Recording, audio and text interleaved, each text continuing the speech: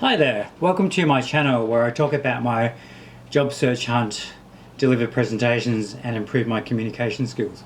Today is just a short video which is a bit informal to discuss a job interview I had recently.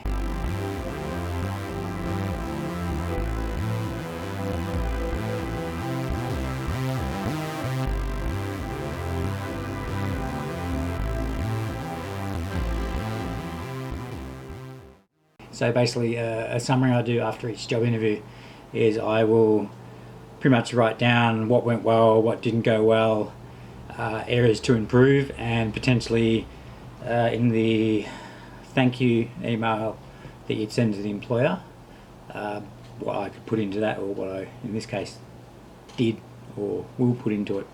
Haven't pressed send yet because I'm letting it sit there so I don't send it and then go, oh no, spelling errors. Okay, so the interview lasted for about an hour. There was good rapport between me and the interviewer, which is good.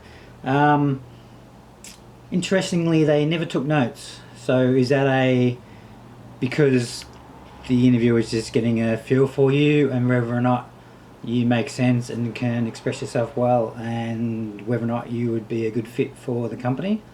As in, this is a role according to the cover letter and the resume, and possibly talking to people in the industry who know me.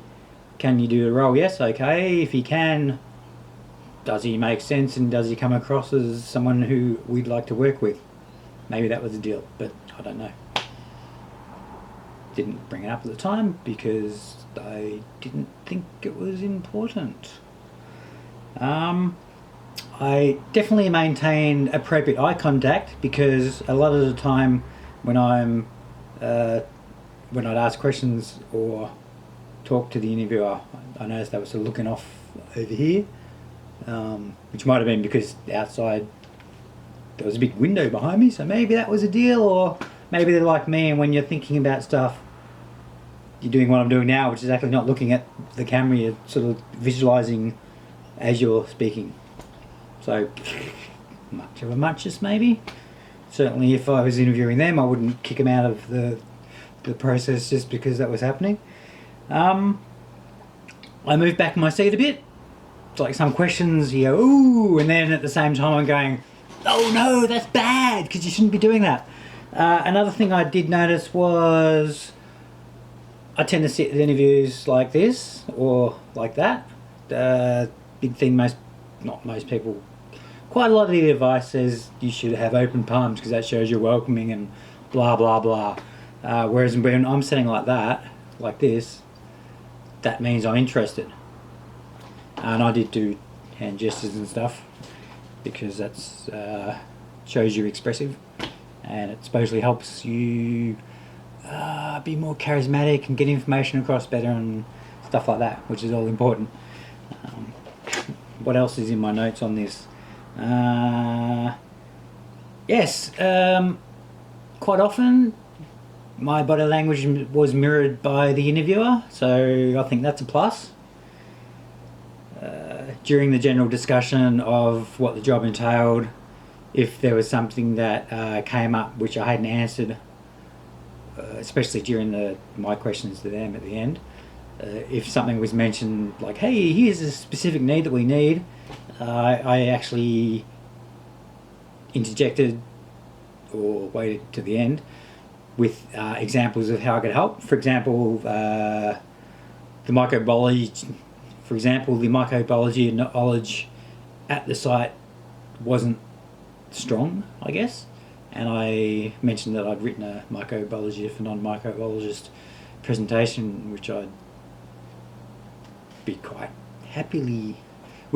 happily adapt for the company and roll out to everybody besides the micro team, and even the micro team if they needed it. Presumably wouldn't, because hopefully microbiologists would not need a micro for non-micro training course, but who knows. The strengths and weaknesses question, definitely need to improve on that. Probably because I haven't been to an interview for probably 2 years now. That one was a bit rusty.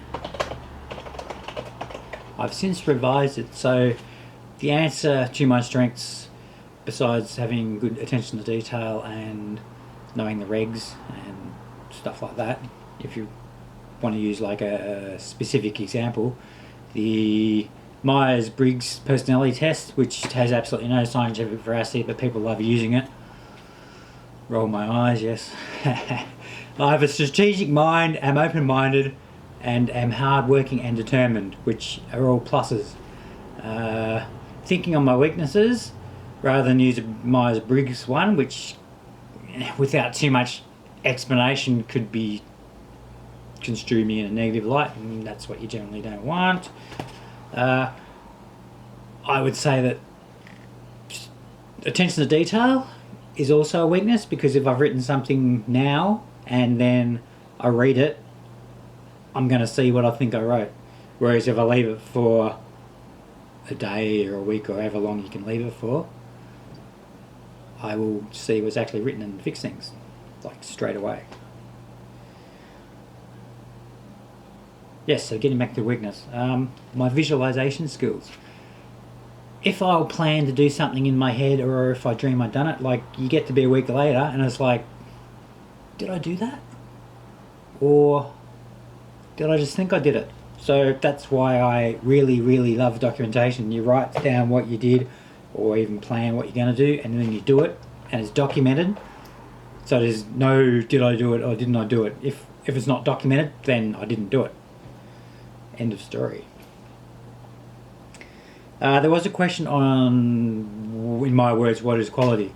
And I said it's the following the guidelines and regs and controlled documentation in a consistent manner in order to produce a consistent product. And I repeated that a few times, because that's basically what quality is.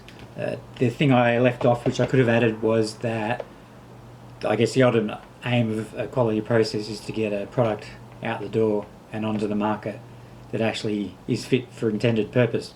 So if XYZ at a certain quantity is in the product on the label, that's what's in the product. If it's supposed to cure every disease known to man, then that's what it's supposed to do.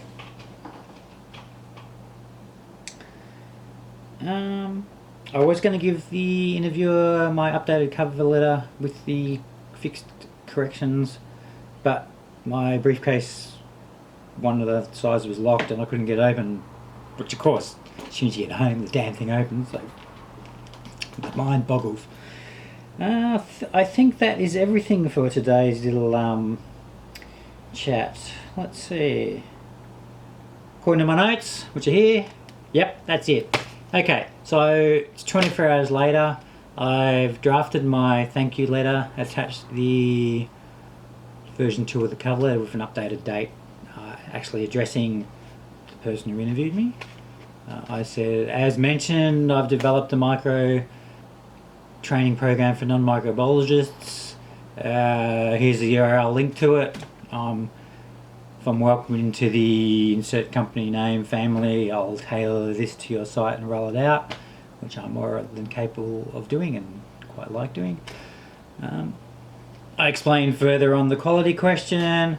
There was a thing about managing conflicting priorities, like in urgent testing, and hey, this is, oh, more urgent testing.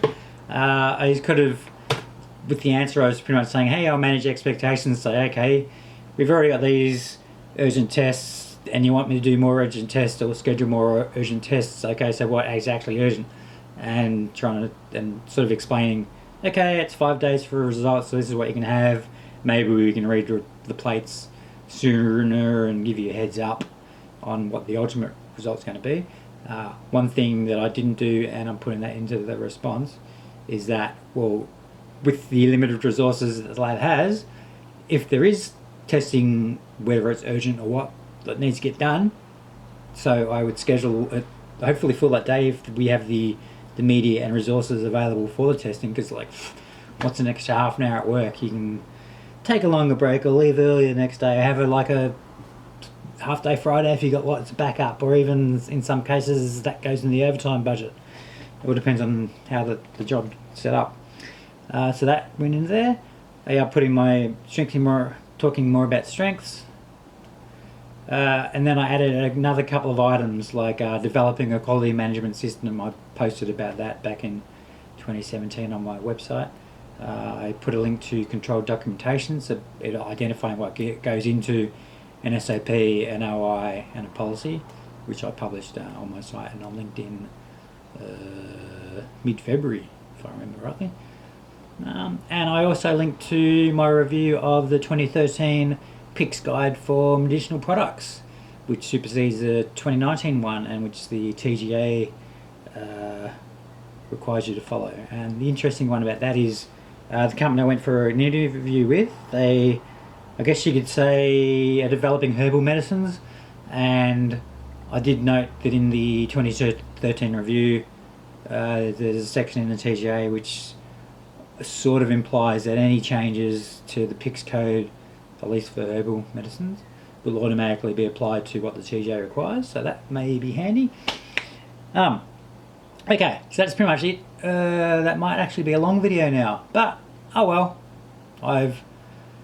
As well as writing down a review of my interview, I've spoken about it, which hopefully improves my communication and hopefully it helps you. If it has helped you, there's always that subscribe button, the thumbs up and the thumbs down, and a comment section for saying, hey, you don't know what you're talking about, or hey, brilliant video, man, give me some more. Until next time, this has been Paul Yeatman, Bachelor of Science graduate and microbiologist of 15 years, saying kapla!